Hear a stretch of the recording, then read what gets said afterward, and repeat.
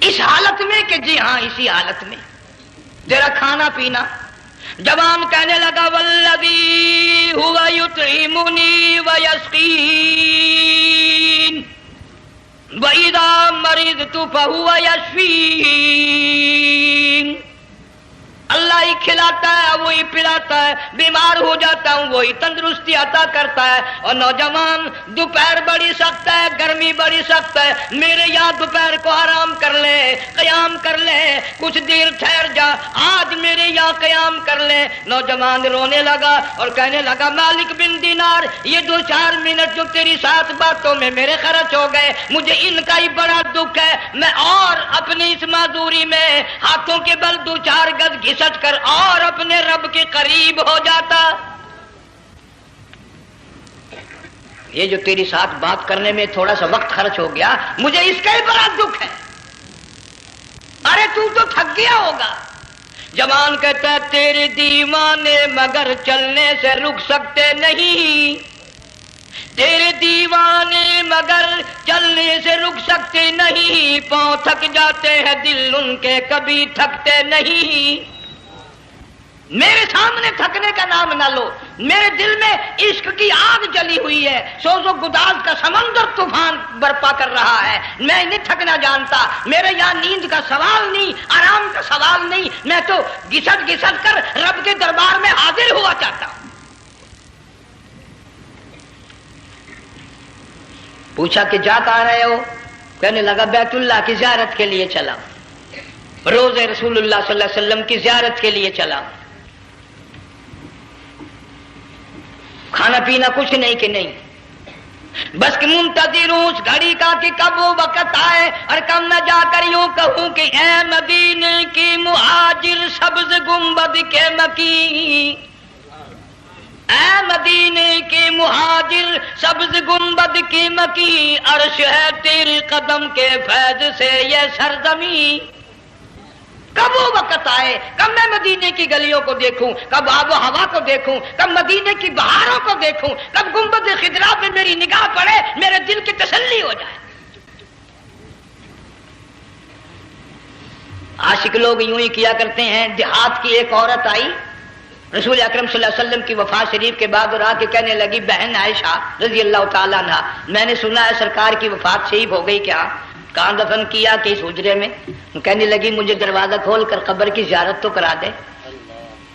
عورت ساتھ دیہات کی رہنے والی چوکھٹ پہ کھڑی ہو کے کہنے لگی آقا جب بھی آتی تھی زبان ٹیڑھی ہوتی تھی، قرآن خدا کا سنتی تھی، مسائل پوچھتی تھی، زیارت کرتی تھی، اب یہ زندگی اچھی نہیں لگتی، میں تیرے قدموں میں مرنا چاہتی ہوں. علماء نے لکھا ہے ایک چیخ ماری چوکھٹ پہ گر کر جان دے دی.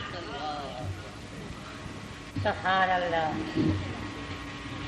مالک بن دینار رحمت اللہ علیہ فرماتے میں بھی اس سال حج کے لیے گیا، مینا میں میں نے دیکھا کہ بڑا مجمع لگا ہوا ہے ایک جگہ، تو میں بھی گیا کہ یہ لوگ کیوں اکٹھے ہیں. میں نے لوگوں میں سے جھانک کر دیکھا تو وہی نوجوان بیٹھا ہے جس کو میں نے دوپہر کے وقت دیکھا تھا. وہی حالت ہے، گلے میں کرتا نہیں، گٹھڑی نہیں، تھیلا نہیں، سامان نہیں، اور رو رو کے یوں کہتا مولا آج کسی نے دمبے کی قربانی دی، کسی نے بکری کی قربانی دی، کسی نے اونٹ کی قربانی دی، کسی نے گائے کی قربانی دی. میں فقیر ہوں، میں مسکین ہوں، میں بالکل مفلس اور نادار ہوں، میرے پاس تو یہ میری جان ہے، میں اس کی قربانی دیا چاہتا ہوں، قبول فرما.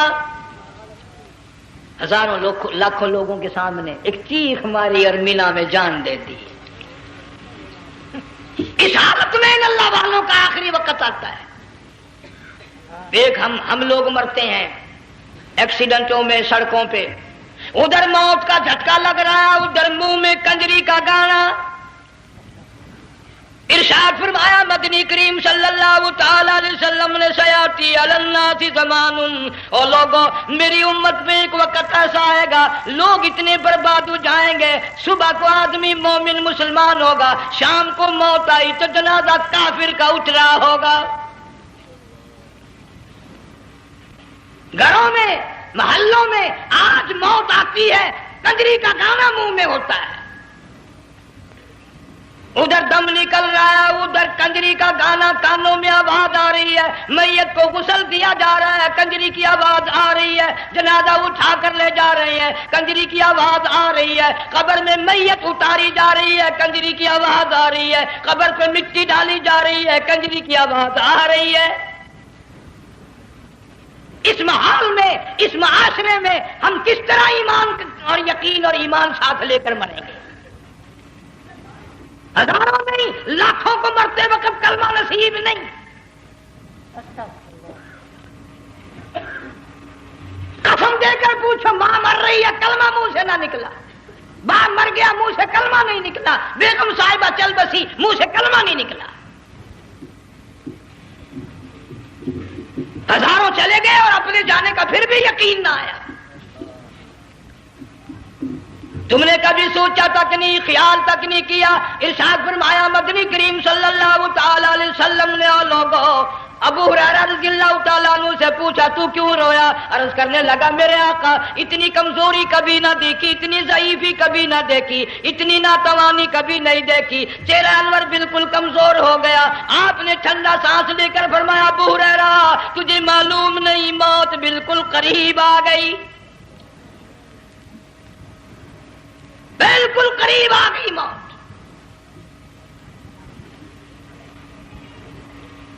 تیری ایک انگلی پکڑ کر اگر کوئی مروڑ دے کتنا دکھ ہوگا، درد ہوگا، ہائے ہائے ہائے۔ جنگ والوں کبھی تم نے سوچا نہیں 360 رگیں ٹوٹیں گی کیا حال بنے گا،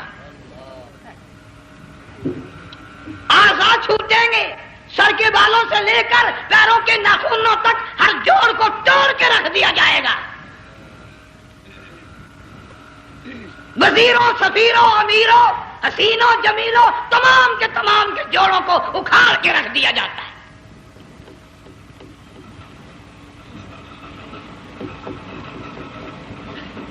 پروگرام تک نہیں مرد عورتوں کا کہ یہ دنیا کسی کی نہ بنی، قبر میں آخر جانا ہی جانا ہے۔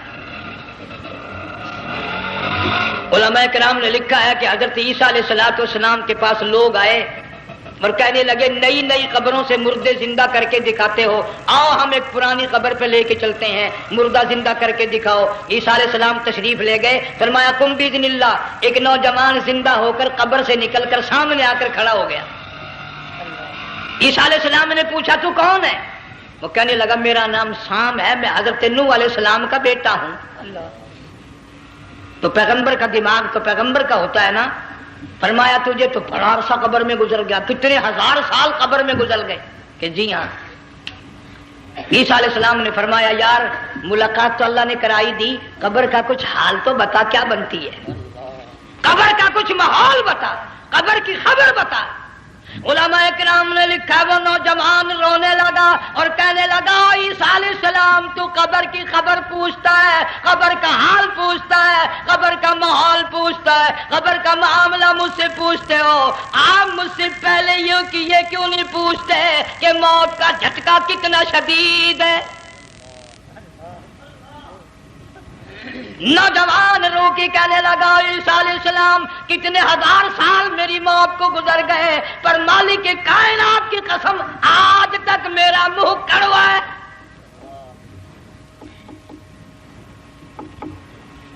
اس لیے جنگ والوں لمبی چوڑی بات کہنے کا وقت نہیں، حالات نہیں، میں تو تمہیں اتنا سا پیغام دینے آیا، کھانے پینے کا زمانہ ہے، میں جانتا ہوں تم کیلے کھاتے ہو، تمہیں کیلے کا ذائقہ معلوم ہے، امرود کا ذائقہ تم کو معلوم ہے، انار کا ذائقہ تمہیں معلوم ہے، انگور کا ذائقہ معلوم ہے، انناس کا ذائقہ معلوم ہے، آم کا ذائقہ معلوم ہے، ہزاروں پھلوں کے ذائقے تمہیں معلوم ہے، ہزاروں مٹھائیوں کے ذائقے تمہیں معلوم ہے، ہزاروں بیکری کی چیزوں کے ذائقے تمہیں معلوم ہے، ہزاروں شربتوں کے ذائقے معلوم ہے، پر تم نے جنگ والوں کبھی بھی قبرستان میں جا کر قبر والوں سے یہ نہیں پوچھا او قبر والوں ذرا بتاؤ تو صحیح موت کا ذائقہ کیسا ہے؟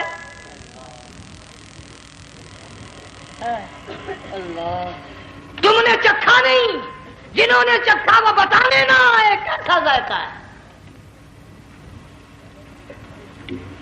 اس لیے قرآن کہتا کلا اذا بلغت التراقی وقیل من راق، وظن أنه الفراق والتفت الساق بالساق إلى ربك يومئذ المساق. بادشاہ ہو، امیر ہو، وزیر ہو، فقیر ہو، غریب ہو، رگیں ٹوٹیں گی، موت آئے گی، اور جس کی آئی تمہیں معلوم نہیں کس طرح آئی، کس حال میں آئی. جن کے دلوں میں ان باتوں کا خیال آیا، خدا کی قسم صحابہ کرام میں سے اتنے رویا کرتے تھے آنکھیں ختم ہو گئی. جناب فاروق اعظم رضی اللہ تعالیٰ عنہ کو کسی نے دیکھا رو رہے ہیں، بے تحاشا رو رہے ہیں. پوچھ لیا بڑا بہادر پہلوان فاروق تجھے کیا ہوا، اتنا کیوں رویا؟ فرمانے لگے تمہیں معلوم نہیں، قبر کا اندھیرا یاد آ گیا.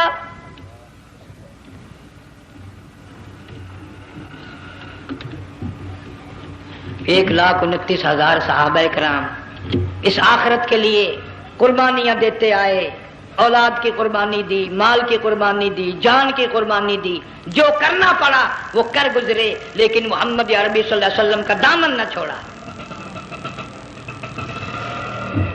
اسی لیے ہر سال اللہ پاک جل شانہ نے اس امت کو یہ موقع دیا کہ سنت خلیل پہ عمل کرتے کرتے قربانیوں کی یاد تازہ ہو جائے،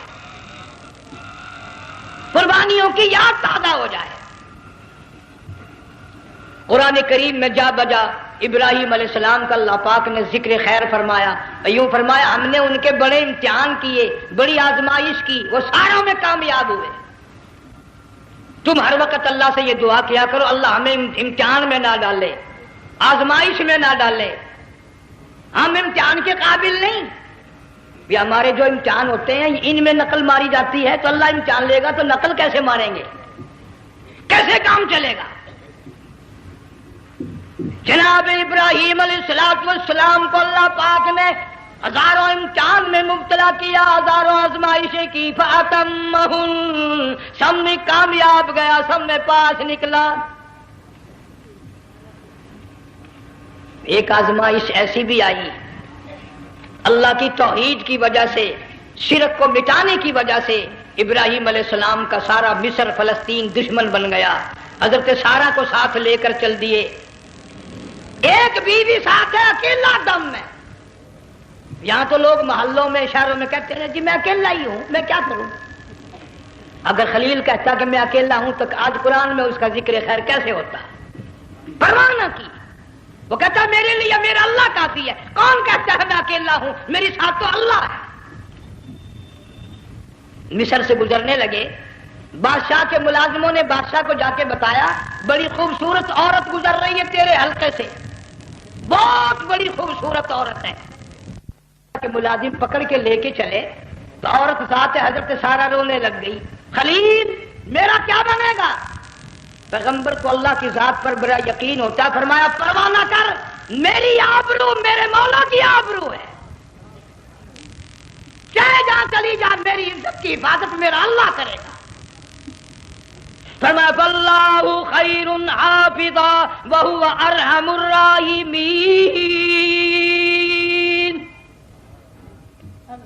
پرواہ نہ کر، میں اس کا پیغمبر ہوں، نبی ہوں، چیخا میں جلا اس کے لیے، سارے دکھ اٹھاتا ہوں اس کے لیے، میری عزت کی حفاظت وہی کرے گا. محل میں جا کر حضرت سارہ کو بند کر دیا. بادشاہ نے بلوایا ہے عزت لوٹنے کے لیے، بادشاہ نے پکڑوا کر منگوایا ہے آبرو برباد کرنے کے لیے. بادشاہ کا ارادہ ہے سارا کی عزت کو برباد کرنے کا، اور اللہ کا پروگرام ہے سارا ادھر آ، اس محل میں ایک معصوم بچی ہے جس کا نام ہاجرہ ہے، میں اس کو اتنا پسند کرتا ہوں، اللہ فرماتے ہیں اس کے پیٹ سے اسماعیل ذبیح اللہ کو پیدا کرنا چاہتا ہوں، اس کی نسل سے حبیب اللہ کو لانا چاہتا ہوں. آج تک کسی کی انگلی اس کی طرف نہیں اٹھی. سارا محل میں آؤ، اس کو آ کر ساتھ لے جاؤ تاکہ میرے ذبیح اللہ کی پیدائش کا معاملہ بن جائے. بادشاہ کا ارادہ ہے آبرو برباد کرنے کا، اللہ کا ارادہ ہاجرہ کی آبرو بچانے کا. فرمایا وَيَمْكُرُونَ وَيَمْكُرُ اللَّهُ وَاللَّهُ خَيْرُ الْمَاكِرِينَ. اس اس نے بھی تدبیر بنائی، میں خدا نے بھی تدبیر بنائی۔ بادشاہ آیا حضرت سارہ کے قریب برائی کا ارادہ کر کے۔ مفسرین نے لکھا ہے حضرت سارہ نے فرمایا مجھے 2 رکعت نماز پڑھنے دے۔ یہاں سے پتہ چلا کوئی پاک دامن عورت، کوئی نیک بیٹی اگر گنڈوں میں بدماشوں میں پھنس جائے، عزت بچانے کا طریقہ یہ ہے وضو کر کے اللہ کے سامنے نیت تو باندھ، تیری عزت کے لیے وہ فرشتے بھیجے گا۔ علماء کرام نے لکھا ہے کہ ایک جہاز سمندر میں چل رہا ہے، طوفان آیا، جہاز تختہ تختہ ہو گیا، کچھ لوگ غرق ہو گئے، ڈوب گئے، کچھ تختوں پہ بہ کر کے چلنے لگے۔ ایک عورت گود میں بچہ ہے، ایک حبشی نوجوان دوسرے تختے پہ بیٹھا ہوا جاتا ہے۔ اس نے عورت اکیلی دیکھ کر اپنا تختہ چھوڑ دیا اور بدماشی کے ارادے سے عورت کے تختے پہ آ بیٹھا۔ تم جنگ والے سوچ رہے ہوگے کہ ڈوبتے وقت بھی باز نہ آئے، یہ سیلاب آتے ہیں لوگ بدماشیوں سے باز آئے؟ ڈوب گئے مگر باز نہ آئے، بغیرتی لوگ کرتے ہی رہے۔ علماء کرام نے لکھا حبشی نوجوان نے عورت کا بچہ چھینا سمندر میں پھینک دیا۔ عورت روئی اور کہنے لگی میرے اللہ، بیٹھی رہتی ہوں عزت جاتی ہے، حرکت کرتی ہوں ڈوب جاؤں گی۔ میں نے سنا ہے سمندر کی گہرائیوں سے تو نے یونس علیہ السلام کی سنی تھی، میں تو پانی کے اوپر بہ رہی ہوں، مولا میری آبرو بچا، میرا ایمان بچا، میری عزت بچا، تیرے سوا میری سننے والا کوئی نہیں، لا الہ الا انت سبحانک انی کنت من الظالمین۔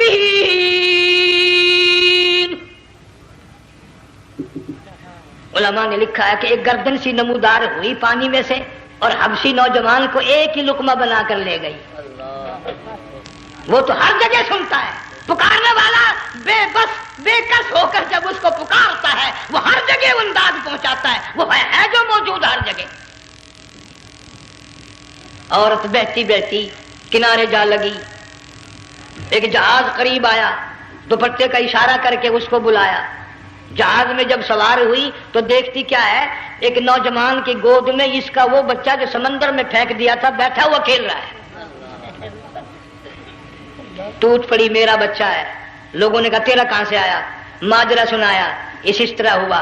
جہاز کے کپتان نے کہا ہم جہاز لے کر آ رہے تھے، غیب سے آواز آئی جہاز ادھر کو لے آؤ ورنہ ڈبو دیے جاؤ گے۔ ہم جب جہاز وہاں لے کر پہنچے تو دیکھتے کیا ہے کہ ایک جانور کی پیٹھ پہ یہ بچہ بیٹھا ہوا کھیل رہا تھا۔ عزت بھی بچی، ایمان بھی بچا، بچہ بھی بچا، اور کوئی بچانے کے لیے تدبیر کرے جبھی نا۔ حضرت سارہ نے نماز پڑھ کر بد دعا کر دی، بادشاہ کے سارے بدن میں درد ہونے لگا۔ پیغمبر کا سارا گھر بڑا کریم ہوتا ہے، جب اس کو درد نے ستایا نا کہنے لگا میں وعدہ کرتا ہوں تجھے کچھ نہیں کہوں گا، میرے لیے دعا کر دے۔ اب اگر کوئی جنگ کا ہوتا یا میں ہوتا کہتا دفع ہو تیرے واسطے دعا کا دی، لیکن حضرت سارہ نے پھر جولی پھیلا دی، مولا وعدہ کرتا ہے بدماشی سے توبہ کرتا ہے، اس کو تندرستی عطا فرما دے۔ اللہ نے تندرستی عطا کر دی۔ وہ پھر کہنے لگا لو ایسی حسین عورت کب آپ آئے گی، پھر برائی کے لیے تیار ہوگی۔ یہاں سے پتہ چلا کہ یہ جو گنڈے بدماش ہوتے ہیں ان کی قسم کا بھی کوئی یقین نہیں۔ اگلے دن ایک آدمی نے قسم کھائی تو اس کے خلاف کرنے لگا۔ لوگ کہنے لگے کہ تو نے قسم کھائی تھی، قرآن اٹھایا تھا، اب کیا تھی گیا بل ڈٹھی ہوئی مسجد سی، پاٹیا ہوا قرآن سی، اگر ڈٹھی ہوئی مسجد سی تو پاٹیا قرآن سی، قرآن کے لا پورا سی جڑا میں چاہیا، مگر اسے یہ معلوم نہیں کہ تو نے تو پاڑیا قرآن اٹھایا، ڈٹھی ہوئی مسجد میں اٹھایا۔ خدا کا جب غضب آئے گا تو وہ ادھورا نہیں آئے گا، وہ ادھورا نہیں آیا کرتا۔ 3 مرتبہ اس بادشاہ نے حضرت سارہ کے ساتھ ایسا کرنے کا ارادہ کیا، پھر دعا ہوئی، پھر بد دعا ہوئی، پھر دعا ہوئی، پھر بد دعا ہوئی۔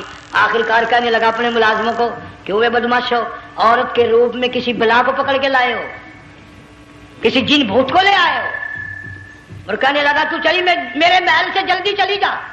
اور جاتی جاتی وہ کہا کہ یہ تیری خدمت کیا کرے گی، یہ بچی میرے محل میں ہے، اس کو ساتھ لے جا۔ حضرت سارہ کو، ہاجرہ کو ساتھ کر دیا۔ سیانی ہو گئی، حضرت ابراہیم علیہ السلام سے نکاح کر دیا، اسماعیل علیہ السلام پیدا ہو گئے۔ اللہ میاں جب حضرت ابراہیم علیہ السلام چومتے ہیں، چاٹتے ہیں، ماتھے پہ بوسے دیتے ہیں، اٹھاتے ہیں، پیغمبر کا بیٹا، خود بھی نبی اور آل میں آنے والا نبی، کالی کملی والا صلی اللہ علیہ وسلم، کتنا حسین چہرہ ہوگا۔ اللہ میاں نے پھر آزما لیا، حکم دیا کہ اس ہاجرہ کو، اسماعیل کو، دونوں ماں بیٹوں کو وہاں چھوڑ کے آ جہاں سینکڑوں میل میں پانی کوئی نہیں، آدمی کوئی نہیں، رستہ کوئی نہیں، گھاس کوئی نہیں، پتا کوئی نہیں، جہاں بیت اللہ ہے یہاں کے بارے میں حکم دیا چھوڑ کے آ۔ اور اگر آپ کو نیند نہیں آئی تو مزہ آئے گا، اللہ نے یہی فرما دیا، بتانا نہیں ہے کہ میں نے حکم دیا ہے۔ خدا حافظ نبی نہیں کہتا اپنی بیوی کو۔ آج لوگ ہر بات میں کہہ دیتے ہیں ہمارے پیروں کو پتا کل کو کیا ہوگا، ہمارے فقیروں کو پتا ہے پرسوں کیا ہوگا۔ اور بڑی مدت کی بات ہے، یہی موسم تھا، چماسا گرمی تھی، انارکلی لاہور سے ہم کئی ساتھی گزر رہے تھے، فٹ پاتھ پہ بیٹھا ایک ملنگ، چاروں طرف لوگ کھڑے، بڑا مجمع، کافی دنوں کی تو بات ہو گئی، ہاتھوں کی لکیر دیکھ کر لوگوں کی تقدیر بتا رہا تھا۔ کسی کو کہتا تھا تجھے بڑی اونچی پوسٹ ملے گی، کسی کو کہتا تھا تیری شادی بڑی فرسٹ کلاس لیڈی سے ہوگی۔ وہ بابو تو کوڈا ہی ہو جاتا تھا، لیڈیوں پہ بڑے مرائے یہ لیڈے، کوئی کام نہیں، رات دن بس لیڈیوں کے پیچھے ہی پھرنا ہے۔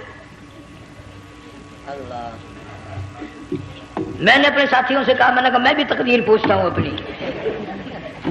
کہنے لگے شرارت ہو جائے گی، میں نے کہا ساری دنیا پر ہاتھ دکھا رہی ہے، کوئی شرارت نہیں، میرے ہاتھ میں شرارت ہے۔ 1 روپیہ لے رہا تھا وہ، میں بھی لوگوں میں گھساتا بھیڑ میں سے اوپر نیچے یوں ہوتا میں بھی پہنچ گیا، اور دونوں گھٹنے میں نے زمین پہ رکھ دیا، روپیہ ہاتھ میں، میں نے اس کے لے کر کہا، میں کہا ملنگ جی اگر اب دیکھا میری شادی ہو جائے گی کہ نہیں۔ اب اس نے دیکھ کے میری طرف کہنے لگا، اس نے سوچا کہ یہاں اچھے بھلے کو نہیں ملتی پاکستان میں،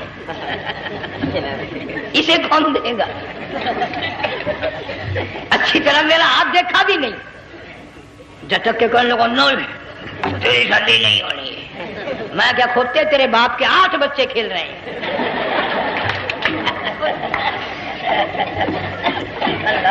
یوں ہی عقیدے بگڑ جاتے ہیں لوگ۔ ہمارے پیر کو پتا، فقیر کو پتا، کسی کو پتا نہیں ہے، کوئی نہیں جانتا۔ فرمایا وما تدری نفس ماذا تکسب غدا، کوئی نہیں جانتا کل کیا ہو جائے گا۔ وما تدری نفس بأی ارض تموت، کوئی نہیں جانتا زمین کے کس ٹکڑے پہ موت آئے گی۔ ان اللہ علیم خبیر، ایک اللہ کی ذات جانتی ہے۔ حضرت ہاجرہ اسماعیل علیہ السلام کو چھوڑ کر چل دیے، نہ خدا حافظ کہا، نہ کوئی تسلی دی، تھوڑی سی کھجوریں، تھوڑا سا پانی، ختم ہو گیا۔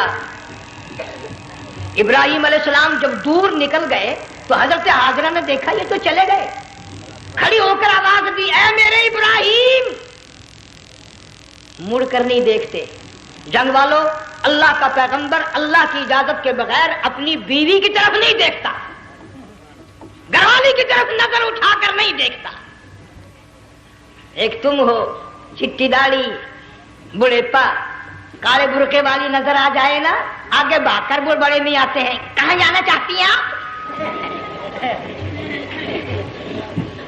تیری ماں لگتی ہے، آپ چلی جائے تو یہ کیا ہوا؟ یہ کالے برقعے پہ مرتے مرتے مرتے مرتے مری گئے۔ ایسا عجیب تماشا۔ وہ لاہور پلیٹ فارم پر پھر رہی تھی نا ایک لیڈی برقع اوڑے، آ گیا ایک لیڈا، کہنے لگا سیب نپ لاؤں؟ نے کہا لے آئے، نے کہا واہ کام بن گیا، اس سے وہ نپ لے آیا۔ تھوڑی دیر کے بعد کہنے لگا میرے خیال میں پھینٹا بھی ہو جائے، نے کہا لے آئے، نے کہا سبحان اللہ پکا کام ہو گیا۔ وہ سیب نپ بھی پی لی، پھینٹا بھی ڈکار گئی۔ تھوڑی سی دیر کے بعد کہنے لگا سیب لے آؤں؟ وہ لے ہی آیا سیب، کہ آپ کے لیے میں سیب لایا ہوں، آپ کھائیں۔ کہنے لگی نہیں آپ کھائیں۔ اس نے سوچا ہو میری بھی محبت ہو گئی ہے، سیب کھانے کے لیے مجھے بھی کہہ رہی ہے۔ جب اس نے اصرار کیا نا کہ میں تو تیرے لیے لایا ہوں، کھا تو صحیح، کہنے لگی کیسے کھاؤں، میرے منہ میں دانت ہی نہیں ہے۔ اب پتا چلا اسے کہ صبح سے میں تو پرانے پپی کے پیچھے پھر رہا تھا۔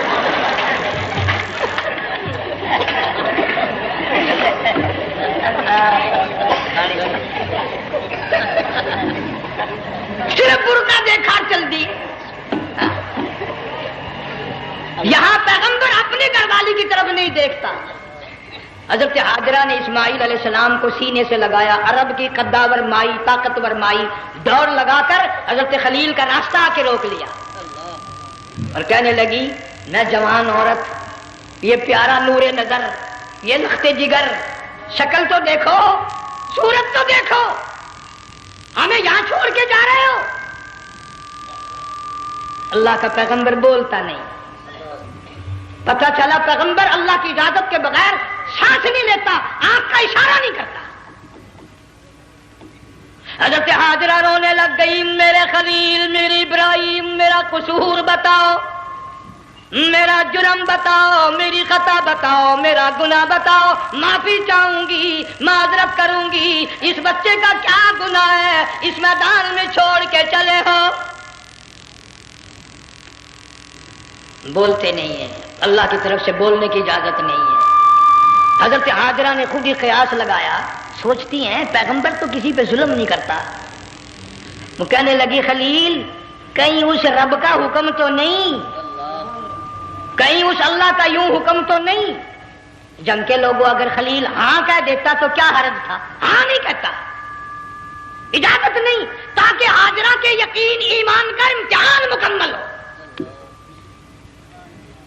مفسرین نے لکھا ہے کہ حضرت ابراہیم علیہ السلام نے سر کا یوں اشارہ کیا، بس ذرا سا ہاں، پھر عورت کا ایمان دیکھ، یقین دیکھ، یہی نہ بیٹھی، دوڑ کے وہاں گئی ہے جہاں پہلے بٹھا کر آئے تھے اور کہنے لگی ابراہیم جاؤ، میں جانوں میرا رب جانے، پرواہ نہیں۔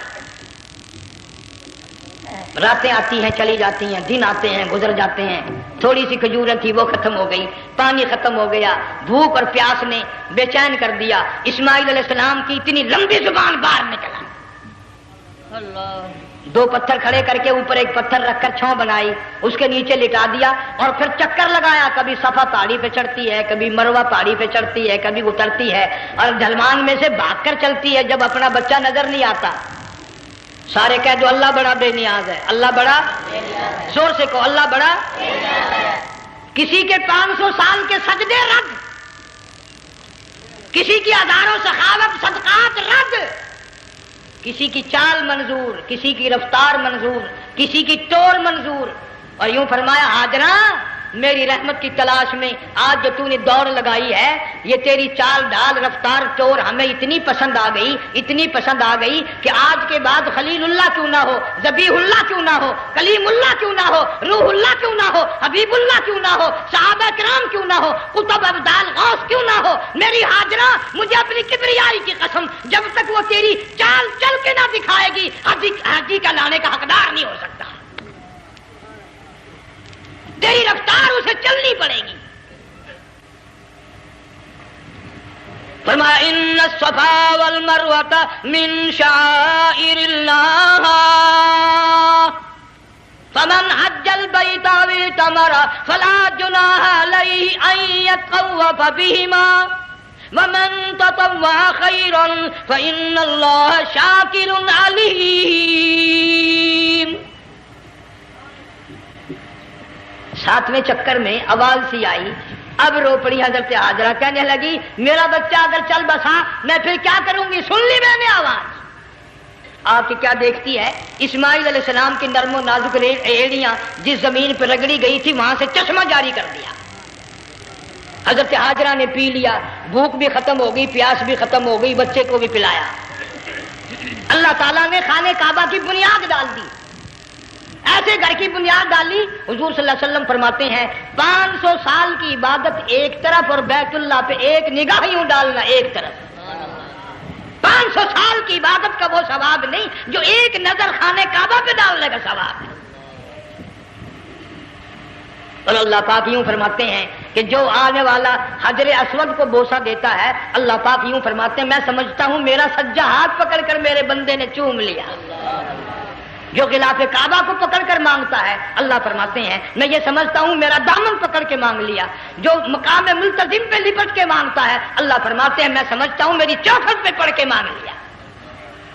اور فرمایا لوگوں یہ جو آنے والے آئے ہیں یہ رشتہ داروں کے مہمان نہیں, عزیزوں کے مہمان نہیں, دوستوں کے مہمان نہیں, میں خدا میزبان ہوں, یہ میرے مہمان ہیں. آج ان کی دعاؤں پہ آمین کہو. فرشتوں کو حکم ہوتا ہے ان سے مصافحہ کرو. مگر اللہ تعالیٰ سب کو توفیق دے کہ حج مکمل کر کے آئیں اور سب کا حج قبول فرمائے. میرے علاقے میں کئی سالوں کی بات ہے پرانی, جب کوئی حاجی تھا, ایک آدمی حج کر کے آیا. میں دوپہر کو اس کو ملنے گیا تو زور کی نماز کا وقت آیا, میں اٹھ کے چلا گیا نماز پڑھنے. پھر عصر کی نماز کا وقت آیا, میں اٹھا اور نماز پڑھ کے آ گیا. میں نے اس حاجی کے لڑکے سے پوچھا, میں نے کہا حاجی صاحب نے نماز یہیں پڑھی؟ تو کہنے لگا جی ابھی شروع نہیں کی, سفر کے تھکے ہوئے ہیں نا, 2-4 دن کے بعد شروع کریں گے. شکر ہے پہلے لوگ جھوٹ نہیں بولنا کرتے تھے. ہاں آج کل کا ہوتا نا تو وہ کہہ دیتا ہے جی یہ تو کئی وقت کی اکٹھی پڑھ کر بیٹھے ہیں. تو پھر مولوی تھا نا, میں بیٹھ گیا حاجی کے پاس. باتوں میں اس کو لے آیا, یہی میں نے کہا حاجی صاحب نماز نہیں پڑھی؟ کہنے لگا آپ ہی لوگوں سے سنا ہے کہ بیت اللہ میں جو ایک نماز پڑھے 1,00,000 کا ثواب ملتا ہے, مسجد نبی میں جو ایک نماز پڑھے 50,000 کا ثواب ملتا ہے. 4 مہینے پڑھ کے آیا, وہ حساب لگا لو.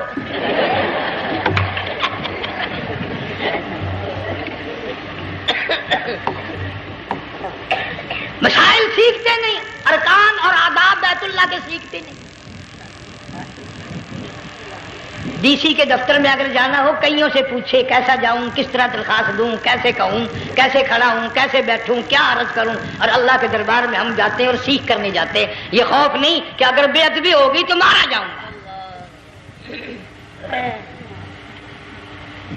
اللہ تبارک و تعالیٰ جل شانہ نے اسماعیل علیہ السلام کی نرم و نازک ایڑیوں سے بنیاد ڈال کر خانہ کعبہ کی, اللہ نے ہمیں یہ کعبہ دیا, گناہوں کی معافی مانگنے کے لیے وہاں جاؤ, اللہ تبارک و تعالیٰ کے دربار میں حاضر ہو کر مانگنے کے لیے یہاں جاؤ.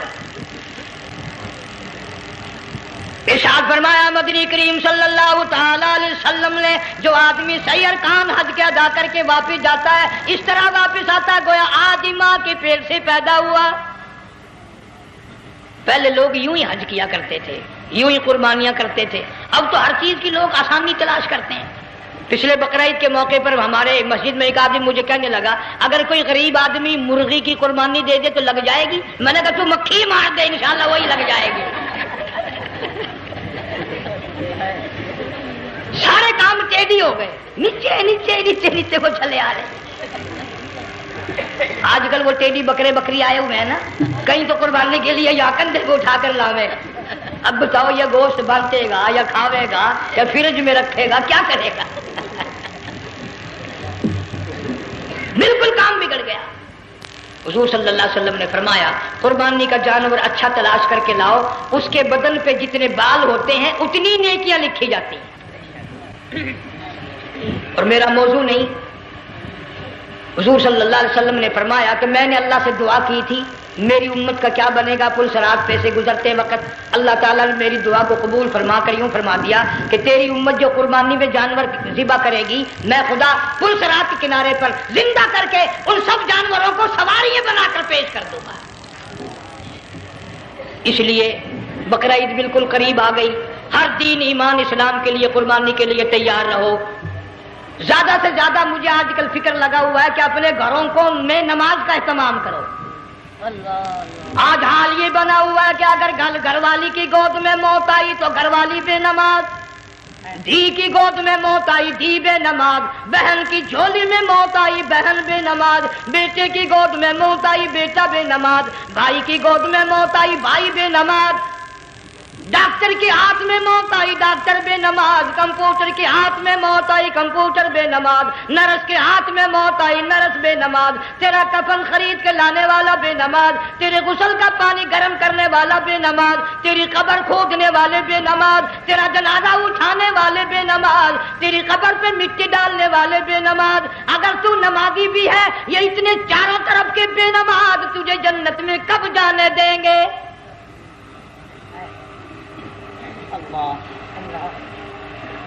इस बच्ची का फिक्र क्यों नहीं करता? क्लास में फेल हो जाए, तुझे दुख लगता है मेरी बच्ची फेल हो गई, सारी उम्र नमाज ना पढ़े, तुझे कभी दर्द नहीं हुआ कि जहन्नम के अंगारों में जलेगी। बीवी एक दिन तेरा कहना ना माने, आग लग जाती है, सारी उम्र नमाज ना पढ़े, बेईमान तुझे कभी आग नहीं लगी। इस घर से तेरा जनाजा निकलेगा, इस घर से तेरी मैयत उठेगी, जिस घर में तूने सारे बेनमाज पैदा कर रखे हैं, सारे बेनमाज इकट्ठे कर रखे हैं। किस तरह ईमान कलमा साथ लेकर जाएगा? इसलिए अपने माहौल में, अपने घर में बच्चियों को, बहनों को प्यार से, मोहब्बत से, बड़े अकीदत से उनको नमाजी बना, ताकि मरने के बाद जब तेरा जो बेटी बहन मुंह देखने आए तो नमाजी तो तेरा मुंह देखने आए, तेरा मुंह देखने भी सारे बेनमाजी आए, तुझे क्या फायदा होगा? अल्लाह सुब्हानहू व तआला हम सबको हमारे घर के माहौल को नमाजी बनाए। मुफ्ती साहब इस दुनिया फानी से रुखसत हो गए, तशरीफ ले गए, जन सारा बेवारसा हो गया। मुफ्ती साहब ही का मदरसा है, ये मुफ्ती साहब ही के बच्चे हैं, इन बच्चों की सरपरस्ती करो, इनका इकराम करो, इनकी इज्जत करो, जामिया हलीमिया की खिदमत करो। बकरा ईद का मौका आ रहा है, वो तो ना जाने किस किस तरीके से अपना काम चलाते थे, हजारों लोगों से उनके ताल्लुकात थे। ये बच्चे हैं, नया काम है। अल्लाह सुब्हानहू व तआला हर खिदमत गुजार को दो जहान में सुरखरुई अता फरमाए। बड़ी अच्छी अच्छी केसें आपको यहाँ सामने से मिलेंगी अपने घर का माहौल बनाने के लिए। पैगंबर की दुआ से पहले ना उठा करो भाई। हाय हाय, कोई दुनिया का दीन का जिसको कोई अल्लाह से हाजत हो बैठ जाए एक मिनट के लिए, दुरूद शरीफ पढ़ के दुआ मांगो। अल्लाहुम्मा सल्लि व सल्लिम व बारिक अला सय्यदिना व मौलाना मुहम्मद व अला आलि सय्यदिना व मौलाना मुहम्मद व बारिक व सल्लिम। या अल्लाह, क़िबला मुफ्ती साहब रहिमहुल्लाह की कब्र को जन्नत का बाग बना। अल्लाह ताला उनके घर वालों को सब्र जमील की तौफीक अता फरमा। अल्लाह पाक इनकी आल औलाद को मुफ्ती साहब का जानशीन, सही मानों में जानशीन बना। इस मदरसे को आबाद फरमा। अल्लाह ताला सारे जंग की सरपरस्ती फरमा, सारे शहर को आबाद फरमा, हर शर से, हर फितने से सबकी हिफाजत फरमा। या अल्लाह, हम सबको सच्चा मुसलमान, पक्का दीनदार बना। हमें और हमारी औलाद को नेक और नमाजी बना। या अल्लाह, हमारे घरों को नमाज और कुरान से आबाद फरमा, कलमे और ईमान वाली मौत अता फरमा।